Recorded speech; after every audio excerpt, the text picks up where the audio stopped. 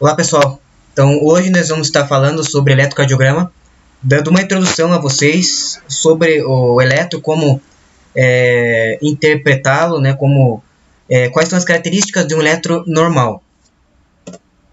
Então a primeira coisa que você tem que saber sobre o eletrocardiograma é que o eletrocardiograma ele avalia o estímulo elétrico que passa pelo coração. Então essas áreas aqui, que estão em azul, são as áreas que têm automaticidade. Ou seja, são as áreas que autonomamente disparam impulsos elétricos que vão se propagar pelo miocárdio e vão causar a despolarização e depois a repolarização miocárdica. Então, o mais importante seria o marca-passo primário do coração, é o nó sinusal ou sino atrial. Ele está presente na parede anterolateral superior do átrio direito, na comunicação do átrio direito com a veia cava superior. Então, por ele estar localizado no átrio direito, ele vai disparar um estímulo elétrico e esse estímulo vai inicialmente despolarizar o átrio direito. E depois o impulso vai chegar ao átrio esquerdo por um outro feixe elétrico que é o feixe de Bachmann. Ok? Então, primeiro ele despolariza o átrio direito e depois o átrio esquerdo. Esse estímulo do nó sinusal ele vai ser propagado para o nó atrioventricular por fibras internodais, que interligam o nó sinusal com o nó atrioventricular. O nó atrioventricular ele está presente na base da válvula tricúspide, na região do átrio direito, e ele produz um atraso de condução elétrica. Então ele recebe esse estímulo e ele causa uma lentificação para passar o estímulo do átrio para o ventrículo. Por que isso ocorre? Porque esse atraso ele é essencial para permitir que átrios e ventrículos não contraiam ao mesmo tempo. Então, primeiro, o nó sinusal vai fazer com que os átrios contraiam, depois esse estímulo vai para o nó AV faz um certo atraso para que permita que o átrio contraia-se totalmente e comece a relaxar. E, nesse momento, então, o estímulo vai para os ventrículos para que os ventrículos possam se contrair. Certo? Então, quando o átrio contrai, o ventrículo tem que estar relaxado. E quando o ventrículo contrai, o átrio tem que estar relaxado para que haja um funcionamento normal do coração. Então, por isso que o nó AV também é importante, porque ele causa esse atraso de condução para os ventrículos. Então, do nó sinusal vai para o nó AV, e do nó AV vai para o feixe de His, que está logo abaixo do nó AV. O feixe de His ele tem o ramo esquerdo e o ramo direito. O ramo esquerdo vai para o ventrículo esquerdo e ele é subdividido em divisão antero-superior e póstero-inferior. Enquanto o ramo direito, que vai para o ventrículo direito, ele não tem subdivisões e ele vai se ramificar perifericamente através dos feixes de Purkinje, que vão atingir as células miocárdicas propriamente ditas. Então aqui nós temos um esquema da condução elétrica miocárdica. Então, como foi falado, o nó sinusal é o primeiro, é aquele que dispara inicialmente um impulso. Aqui pelo feixe ou fascículo de Bachmann do átrio direito vai para o átrio esquerdo. Por vias internodais, o estímulo vai do nó sinusal para o nó atrioventricular. Do nó atrioventricular ele vai para o feixe de His, que se subdivide em ramo direito e ramo esquerdo, sendo que eles depois vão se subdividir mais ainda nas chamadas fibras de Purkinje. Então, a condução do estímulo elétrico ela é então inicialmente feita pelo nó sinusal. O nó sinusal ele tem uma frequência cardíaca normal entre 50 e 100 batimentos por minuto, sendo que é chamada taquicardia quando essa frequência é maior do que 100 e é bradicardia quando a frequência é menor do que 50. Em situações em que o nó sinusal falhar, por algum motivo, o nó atrioventricular é que vai ser o que vai iniciar o estímulo para a contração miocárdica. Só que o nó atrioventricular ele tem uma frequência cardíaca intrínseca menor do que a do nó sinusal, sendo que é geralmente entre 40 e 60 batimentos por minuto. Então, o paciente que tenha disfunção do nó sinusal, ele vai ter o nó AV como líder na condução elétrica cardíaca e essa frequência cardíaca que o paciente vai apresentar vai ser um pouco menor, com a tendência à bradicárdica. Se tanto o nó sinusal como o nó AV falharem, o feixe de His e as fibras de Purkinje é que vão assumir o controle da condução miocárdica. E esses têm uma frequência cardíaca ainda menor. Então, o paciente que tiver o feixe de His ou as fibras de Purkinje no comando da condução elétrica vai ter uma frequência cardíaca entre 20 e 40 batimentos por minuto. Então, ele vai ser bradicárdico. Para entender o eletrocardiograma, tem que entender que ele avalia tridimensionalmente o coração. Então, existem 12 derivações, que nós vamos falar aqui um pouquinho sobre elas. Cada uma avalia o coração de um determinado aspecto, um determinado ângulo. Sendo que existem as derivações periféricas ou horizontais, que são aquelas que avaliam o coração no plano horizontal. E as derivações pré-cordiais ou anteroposteriores, que avaliam o coração no sentido anteroposterior. Então, as derivações periféricas ou horizontais são D1, D2, D3, AVR, AVF e AVL. Sendo que as pré-cordiais ou as anteroposteriores são de V1, V2, V3, V4, V5 e V6. Então, essas são as duas derivações que vão estar presentes no eletrocardiograma e que devem ser interpretadas. As derivações pré-cordiais, aqui de V1 a V6. Então, a localização no paciente, quando for realizar o eletro, é essa aqui. Então, V1 vai estar no quarto espaço intercostal paraesternal à direita. V2, quarto espaço intercostal paraesternal à esquerda. V3 vai estar entre V2 e V4. V4 estará no quinto espaço intercostal na linha hemiclavicular. O V5 estará no quinto espaço intercostal na linha axilar anterior. E V6 estará no quinto espaço intercostal na linha axilar média. Então, como eu disse, cada uma dessas derivações vai avaliar o coração de um determinado aspecto. Então, eles vão produzir um traçado diferente no eletrocardiograma. Então, aqui, por que elas são chamadas de derivações anteroposteriores? Porque elas avaliam o coração de uma forma anteroposterior. Então, o eletrodo positivo estará na região anterior do tórax e o eletrodo negativo estará aqui na região posterior. Então, aqui, uma visão mais tridimensional de como essas derivações avaliam o coração. Nessa maneira, e vão trazer um traçado específico, cada uma terá um traçado específico no eletrocardiograma. Então, foi falado das derivações periféricas aqui, das precordiais. Aqui são as derivações periféricas, ou as horizontais. Então, a D1, que é essa aqui, ela avalia horizontalmente, é uma linha horizontal, onde ela vai da direita para a esquerda. Então, o negativo dela está aqui na direita e o positivo está aqui na esquerda. D2, que é essa aqui, oblíqua, ela tem o negativo no braço direito e o positivo ele vai estar na região dos pés, na região inferior. D3, que é essa aqui, vai estar o eletrodo negativo vai estar no braço esquerdo e o positivo estará aqui na região inferior, na região dos pés. E o AVR, AVL e o AVF são derivados da D1, D1, D2 e D3. O AVR ele vai ser aqui nessa linha onde o negativo estará aqui para a esquerda e o positivo estará aqui para o braço direito. O AVL vai ser o oposto. O negativo vai estar aqui para a região direita e o positivo vai estar aqui para o braço esquerdo. Sendo que o AVF, que é aqui fazendo 90 graus, ele vai ser negativo na região superior e positivo na região inferior. Tá? Então essas são as 6 derivações periféricas, onde cada uma vai ter uma avaliação específica do coração e vai trazer um traçado específico.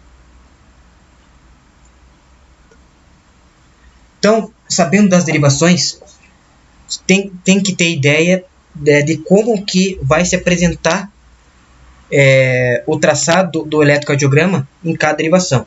Como você vai saber isso? Primeiro, você tem que entender que o eletrocardiograma, o traçado se apresenta em um papel quadriculado, tá? Que é esse papel aqui, dos quadradinhos.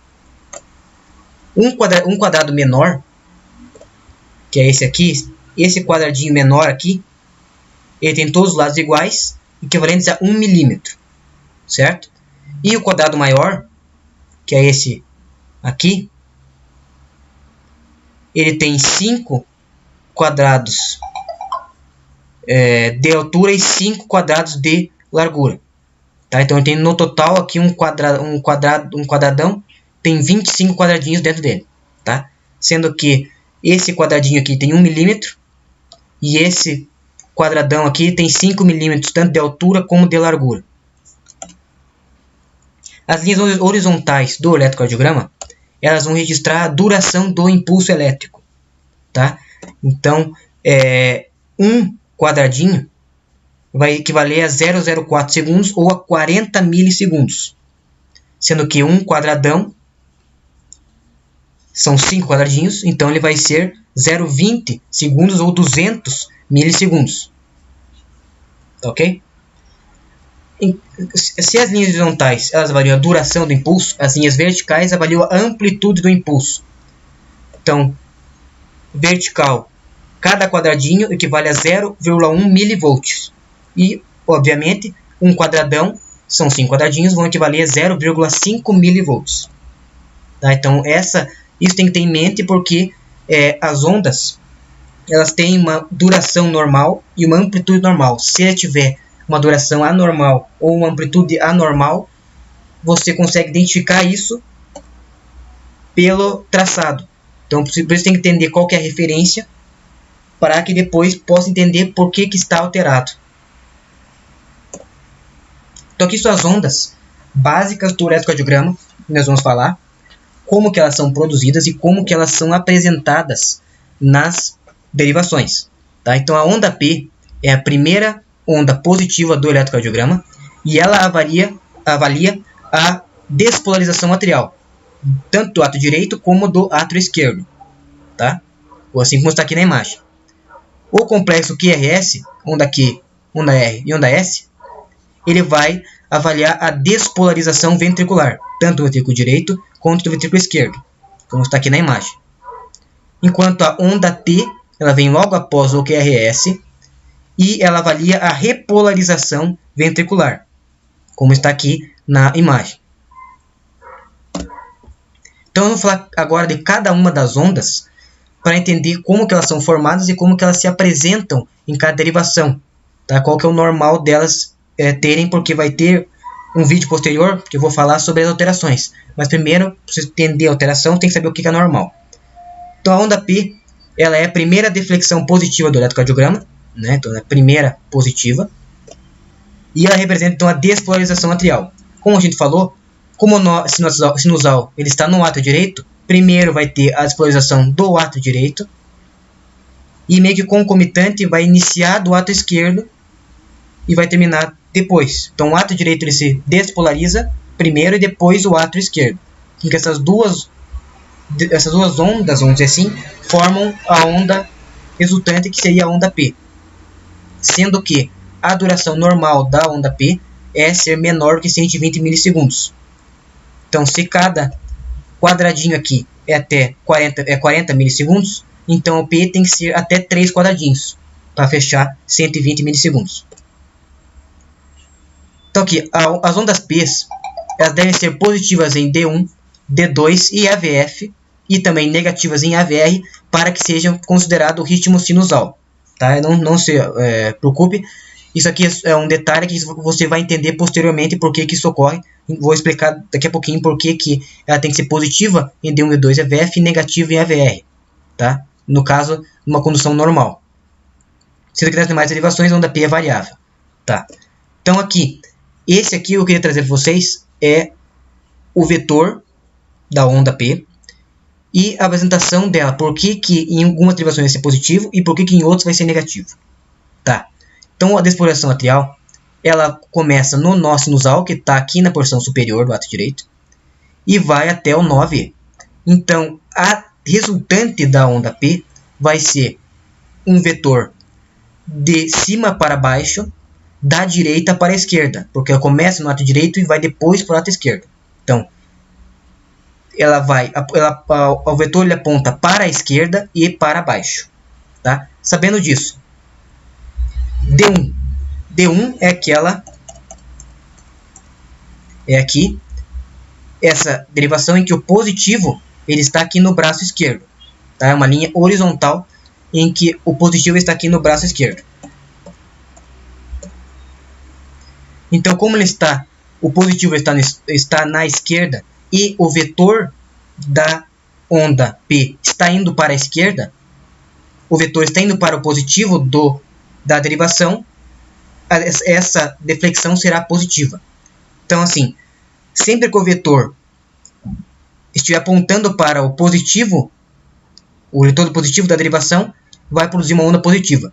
Sempre que o vetor estiver apontando para contrariamente à derivação, vai ser negativo. Então, D1, como o vetor está indo para a esquerda, em direção a D1, P vai ser positivo em D1. D2, que a gente tinha falado, que também tem que ser positivo, ela vai aqui da direita para a esquerda, de cima para baixo. Então, ela faz a mesma coisa que a onda P faz, da direita para a esquerda, de cima para baixo. Então, como ela está indo também em direção a D2, D2 também tem que ser positivo. E a VF? A VF, ele está aqui, ele está para baixo. O positivo está para baixo. Como a onda P ela vai em direção para baixo, então o AVF também vai ser positivo. Tá? E o AVR? Por que o AVR é negativo? O AVR, o eletrodo positivo do AVR, ele está aqui na parte superior do braço direito. Tá? Então ele está aqui na posição aqui onde estaria mais ou menos o nó sinusal. Então a onda está indo contrária ao AVR. Então se o AVR está aqui, na parte superior direita, a onda P está indo inferior para a esquerda. Então se está indo contrária ao AVR, o AVR tem que ser negativo. Então por isso que em ritmo sinusal, a onda P tem que ser positiva em D1, D2 e AVF e negativa em AVR. Sendo que em D3, ela pode ser variável, mas ela tem que ser bifásica. Uma parte positiva e uma parte negativa. D3, ela vai aqui. Então ela vai da esquerda para a direita, de cima para baixo. Como a onda P vai para baixo, ela encontra D3. Então ela tem uma parte positiva. Porém, como D3 ela está indo da esquerda para a direita e P está indo da direita para a esquerda, ela está indo também nesse sentido indo contrário. Então, como P está indo para baixo e D3 também está indo para baixo, vai ter uma parte positiva de P em D3. Mas como P está indo para a esquerda e D3 está indo para a direita, estão em sentidos opostos, vai ter também uma parte negativa. Então, por isso que vai ter a parte positiva, que está indo para baixo, e a parte negativa, que está indo para a esquerda, contrária a D3. Então, por isso que tem essas situações normais. Aqui, essa aqui, né, das derivações periféricas. Agora, nas derivações pré-cordiais, também é a mesma situação, é a mesma analogia. A onda P vai da direita para a esquerda, de cima para baixo. V1, ele está no quarto espaço intercostal para external à direita, então ele está na direita. Tá? E a onda vai da direita para a esquerda, então ele tem uma parte negativa. Porém, V1, ele também está olhando para baixo. Então, é a mesma situação do D3. Onde, para baixo, como o V1 está para baixo. E o sentido de V1, ele está anterior. Né? O polo positivo do V1 está anterior. E a onda P, ela vem em direção à região anterior do coração. Então, ela tem uma parte positiva V1. Porém, como o V1 está à direita e a onda foge da direita para ir para a esquerda, ela também torna-se uma tanto positiva como negativa. Sendo que, quanto mais se aproxima de V5 e V6, mais positiva fica a onda P, porque ela está ficando mais para a esquerda e mais para a região anterior. Então, por isso que V5 e V6 vai ter uma onda P bem positiva. V5 e V6 estão na região anterior à esquerda para onde está vindo a onda P. O intervalo PR. O intervalo PR, ele é esse intervalo aqui. Ele começa no início da onda P e ele vai até o início do QRS. Tá? Então ele engloba a onda P e ele vai então do início da onda P até o início do QRS. Então ele avalia a duração da condução atrioventricular.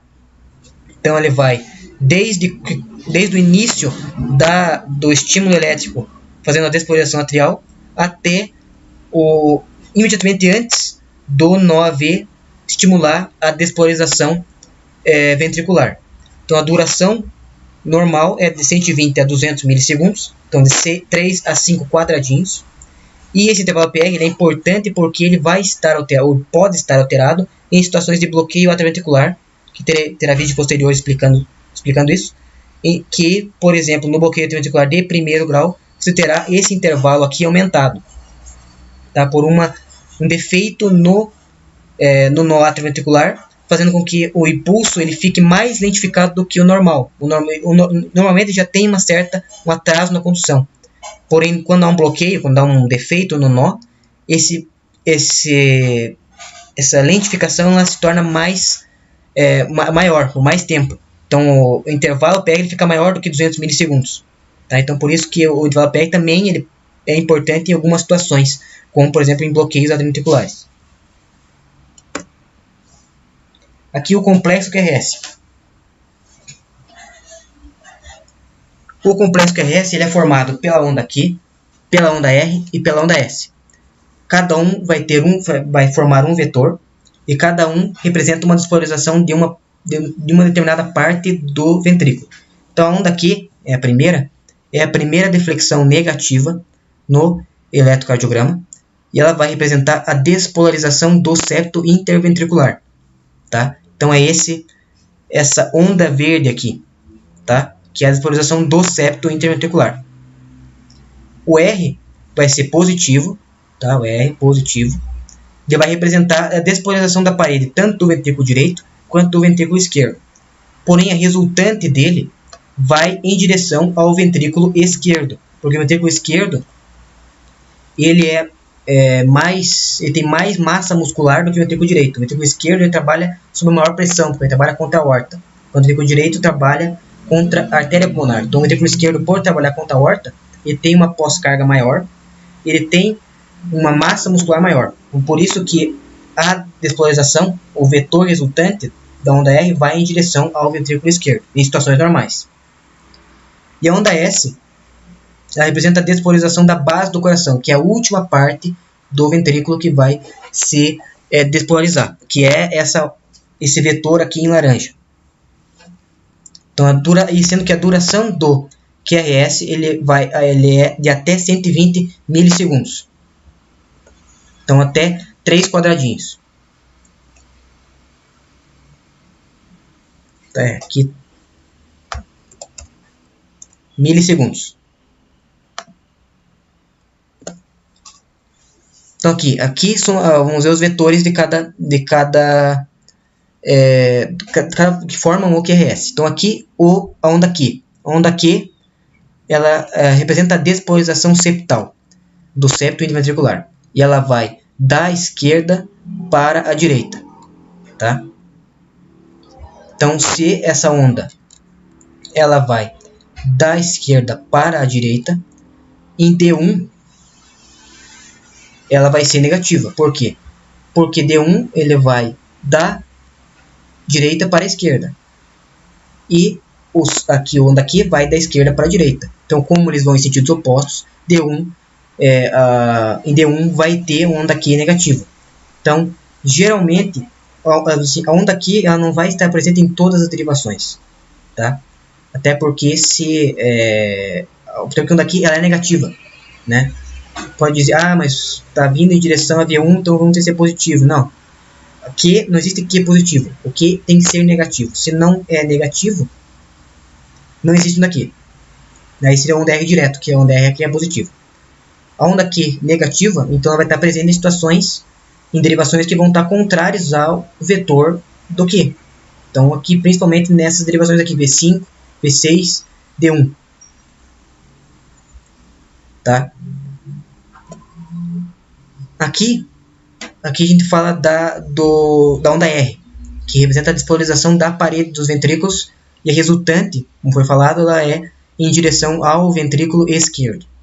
Tá? Então, como ela vai para o ventrículo esquerdo, ela então vai da direita para a esquerda, de cima para baixo. Tá? Da direita para a esquerda, de cima para baixo.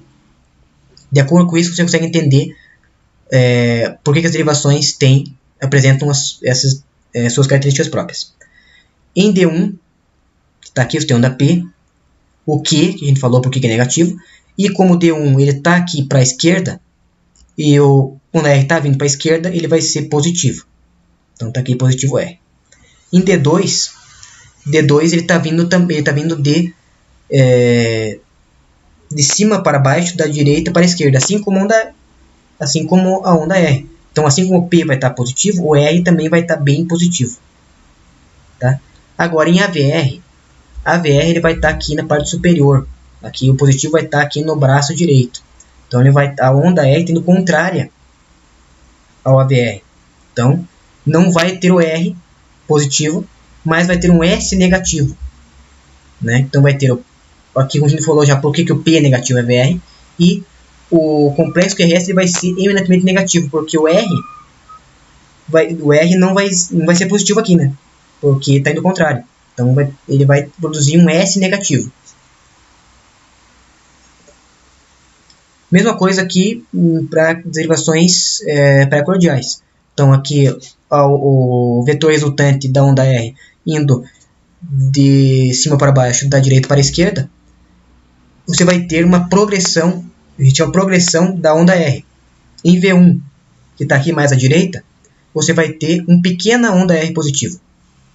Em V2, está um pouquinho mais no centro, já indo mais para a esquerda, já fica um R um pouquinho maior. Em V3, um R maior. V4, já está bem para a esquerda, e região anterior, vai estar maior. V5 e V6 vão estar bem para a esquerda, então vai ser bem positivo. Então, de V1 a V6, você tem uma progressão onde o R aumenta gradativamente de amplitude, porque V1 está mais à direita, então vai ser menos positivo, e V5 e V6 aqui vão estar mais para a esquerda, então vai estar onde a onda R vai produzir seu resultante. Então, tem encontro aqui a V4, V5 e V6, por isso que eles vão estar bem positivos. Tá? E aqui a onda S. Então, a onda S, ela vai para a base do coração, então ela vai da esquerda para a direita, de baixo para cima. Tá? Então, de baixo para cima.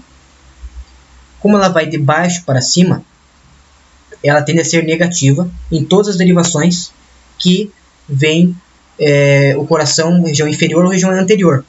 Né? Então, V1 a V6, que vem o coração de maneira anterior, a onda R vai estar fugindo delas.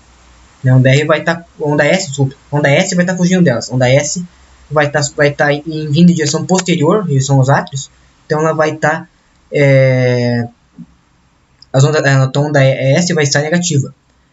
E aqui então, a V1, você tem um R pequeno, porque o R está mais à direita, né? O R vai para a esquerda, está mais à direita, e o S vai ser bastante negativo, tá? Porque ela está indo de baixo para cima, ou está indo em direção à região posterior do coração, enquanto a V1 vem a parte anterior, então ela vai estar negativa. Em V2 vai ser também negativo. Em V3, que é a onda bifásica, onde você tem o R pouco positivo e o S também um pouco negativo, então quase como se fosse isoelétrico, tá? Então não está tanto à esquerda para ser bem positivo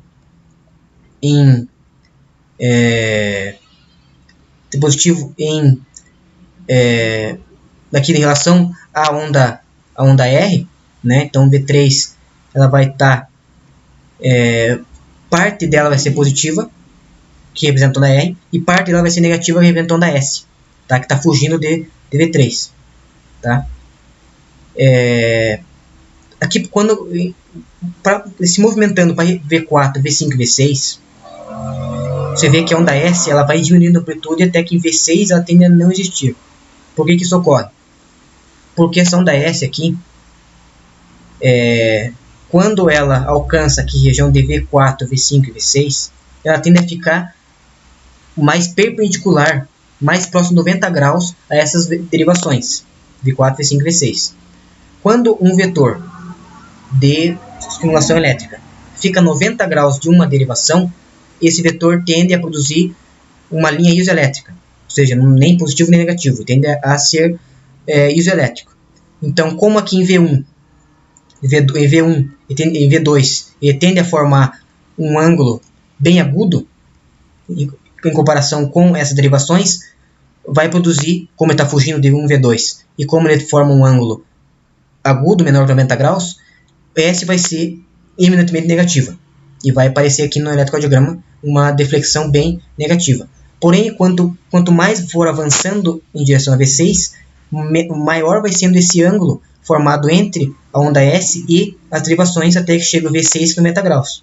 Então, por isso que a onda, assim como na onda R, você tem uma progressão onde vai aumentando a amplitude da onda R de V1 a V6, a onda S você vai também diminuindo, só que é o contrário, você vai diminuindo a amplitude da onda S de V1 a V6.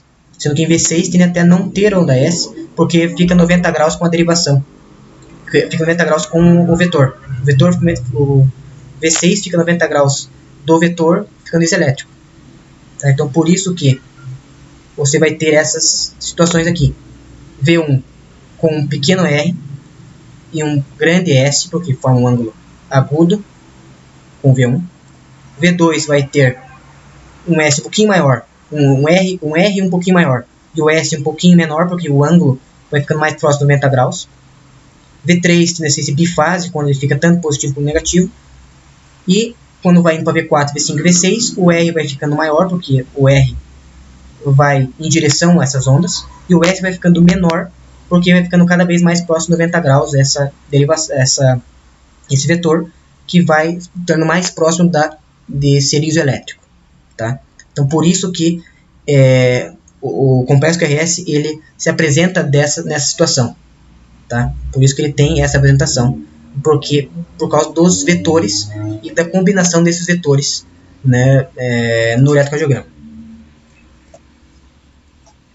O segmento ST ele é um segmento que ele é marcado aqui por essa região, que é entre o final do QRS e o início da onda T. Então ele tende a ser isoelétrico, tá? Uma linha reta, que representa o início da repolarização ventricular. Sendo que esse segmento ST ele tem uma importância muito grande em situações de síndromes coronarianas agudas. Tá? Por quê? No desnivelamento normal da ST, o que seria isso? O ST tende a ser uma linha isoelétrica, tende a estar reta. Porém, ela pode estar um pouquinho para cima, seria um supradesnivelamento, ou um pouquinho para baixo, que seria um infradesnivelamento. O desnivelamento normal, que se considera ainda normal, é até 1 milímetro em derivações periféricas e até 2 milímetros em derivações pré-cordiais. Tá? Então, até 1 quadradinho, 1 milímetro, então até 1 quadradinho em derivações periféricas e até 2 quadradinhos, 2 milímetros em derivações pré-cordiais. Tá? O ponto J é o ponto que a gente avalia o desnivelamento do ST. Esse ponto J ele marca o encontro do final do QRS com o início do segmento ST. Então temos aqui, ó, você tem o P, aí tem o intervalo PR aqui, o QRS, e então marcando o final do QRS e o início do segmento ST tem o ponto J. A partir desse ponto J a gente vai avaliar se ele está acima ou abaixo da linha isoelétrica para dizer se está normal ou se está alterado. Então aqui no A está normal, está aqui, ó, linha isoelétrica. Aqui no B você vê que tem um supradesnivelamento. Você tem aqui o QRS, aqui você tem o S, e aqui é o ponto J. Ele vai estar aqui, ó, que marca o final da onda S, então marcando o final do QRS e o início do segmento ST, depois o T. Então, como o ponto J está aqui, considerando que aqui é um quadradão, são 5 quadradinhos, vai estar mais do que 2 milímetros. Então, aqui está 5 milímetros. Ele deveria estar aqui nessa linha. Ele está aqui, então ele subiu. Se ele subiu, ele está supradesnivelado. Tá? Isso pode indicar um infarto agudo do miocárdio, que a gente vai falar em vídeos posteriores. Então, o B aqui é um supradesnivelamento. O ponto J está acima do que deveria estar. Aqui no C você tem um infradesnivelamento. Você tem aqui o QRS, aqui você tem o R, o ES. Quando termina o S e começa o ST, é o ponto J. Aqui está o ponto J. Ele deveria estar aqui, ó, nessa linha aqui, que seria a linha isoelétrica. Ele está um pouco abaixo. Como ele está um pouco abaixo, ele está infradesnivelado. Então, há um infradesnivelamento DST, que também pode indicar o infarto agudo miocárdio, que a gente vai falar em vídeos posteriores.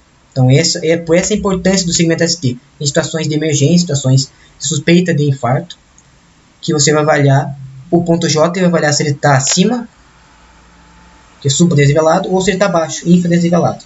Tá? Isso vai ser melhor abordado, né, quando a gente for falar de síndromes coronarianas agudas. Então, a gente falou do P, o intervalo PR, o QRS, e o segmento ST, e depois do segmento ST você tem uma onda que é chamada onda T, que vem logo após o QRS, que indica a repolarização ventricular. Então aqui o átrio despolariza, depois o ventrículo despolariza, e para repolarizar ele forma essa onda, que essa onda é chamada de onda T. Então aqui a onda T ela também tem um vetor. Então a primeira área a ser despolarizada é essa região de parede dos ventrículos. Então, como o ventrículo esquerdo ele é mais, normalmente ele é mais hipertrofiado do que o esquerdo, do que o direito, ele vai ter o vetor em direção a ele. Então, ele vai sair da parede do ventrículo e ele vai em direção à base, em direção ao septo interventricular. Então, a despolarização ela vem do septo para a parede, né, e depois para a base.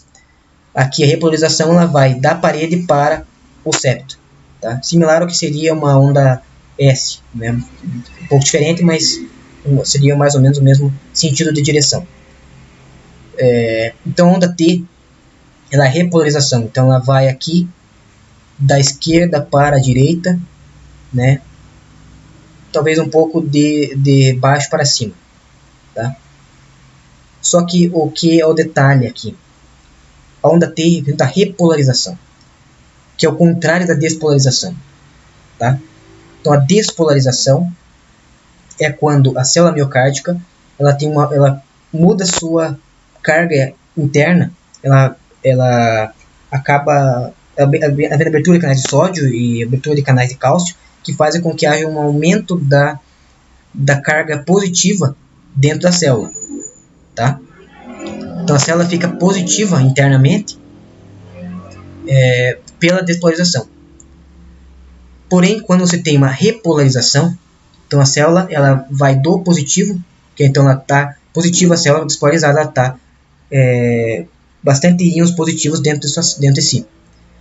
Quando você tem a repolarização, você vai ter abertura de canais de potássio, que vai fazer com que haja uma saída de íons positivos, fazendo com que a célula fique mais negativa internamente.